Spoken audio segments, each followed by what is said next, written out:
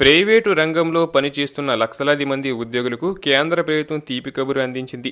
ఉద్యోగుల provident fund organisation EPFO ఉద్యోగుల రాష్ట్ర బీమా కార్పొరేషన్ పరిధిలోని వేతన పరిమితిని పెంచడంతో పాటు కనీస పెన్షన్ పెంపుపై ప్రభుత్వం త్వరలో కీలక నిర్ణయం తీసుకోబోతుంది.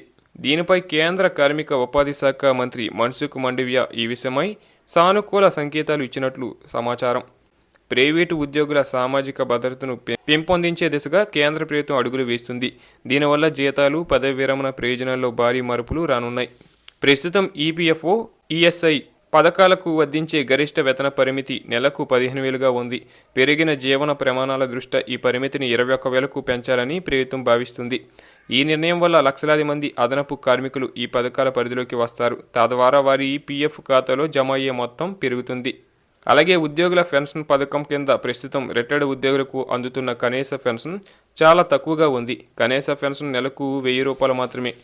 ఈ మొత్తాన్ని 3,000 నుంచి 7,000 వరకు పెంచాలని కార్మిక సంఘాలు, ప్రభుత్వం మధ్య చర్చలు జరిగాయి.